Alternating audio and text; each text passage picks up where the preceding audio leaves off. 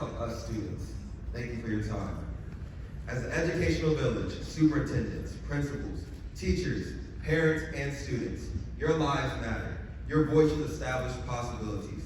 You link the little engines I can to Nike's mantra, just do it. This great opportunity has been given to me to offer some level of additional education and inspiration to the momentous 6-letter word, equity.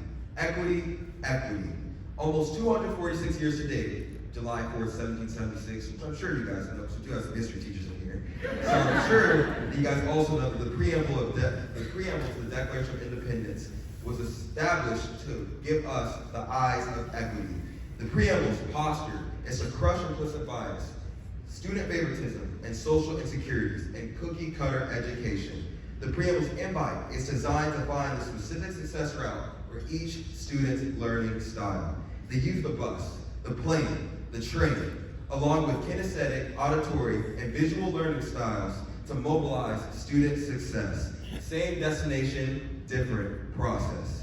Listen to the preamble equity power as I quote it. We hold these truths to be self-evident, that all men are created equal, that they are endowed by their Creator with certain unalienable rights, that among these are life, liberty, and the pursuit of happiness. Our forefathers' self-evident knowing is clear. All men, all of humanity, all students are created and treated equal because someone understood their assignment and aided me and my fellow constituents to do the same.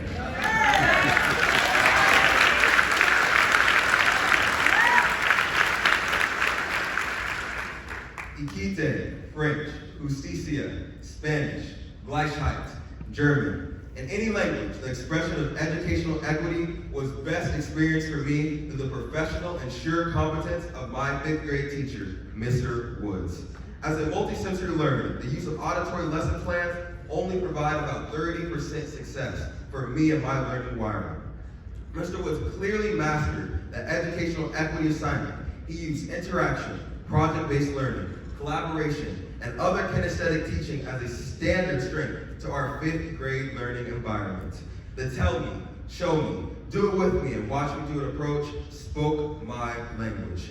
Mr. Woods' voice of educational excellence. It was met by his knowing how to teach in ways that left no learner behind. And he made sure that whatever personal, educational, or social goals we had were met, and that there was no way that we could not reach them. Mr. Woods unlocked the educational equity path within all types of students. Like the one kid in my class who would not sit still.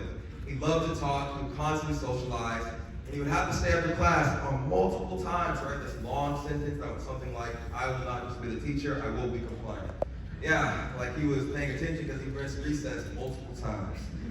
Mr. Woods stepped inside of that student's personal life as a picture of what can be. He emphasized the necessary decision for that student to change his life around in the 5th grade. From not listening in class, making jokes, and being the class clown, who was really the class's distraction, but he was pretty entertaining if I do say so myself. But anyways, later that formerly fidgety class clown made the principal's honor roll that year. That boy was me.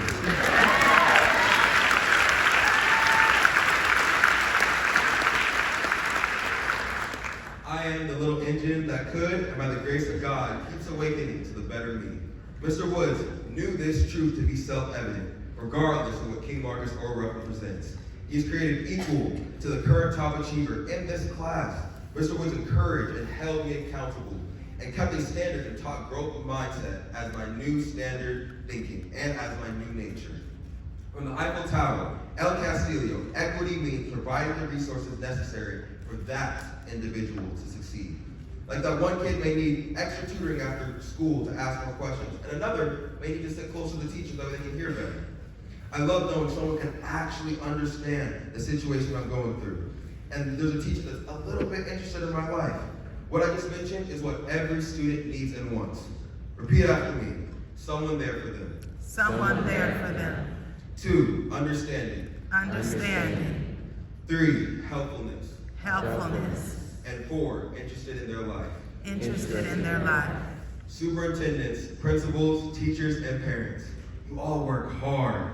Even though it may get exhausting, even though it may drain you, I know students, they're pretty crazy.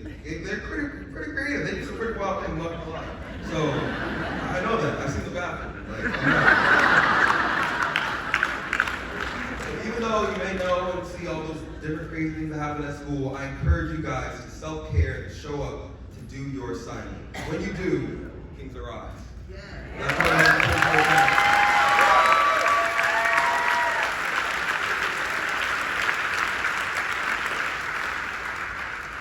I am King Ruffin, and I approve this equitable message.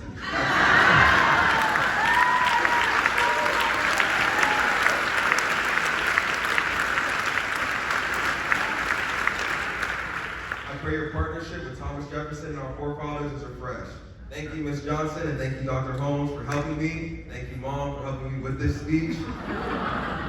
God bless you all as you continue training your students in the way they should go. I think you can, so do it. Kings and queens await. This is excellence. This is equity.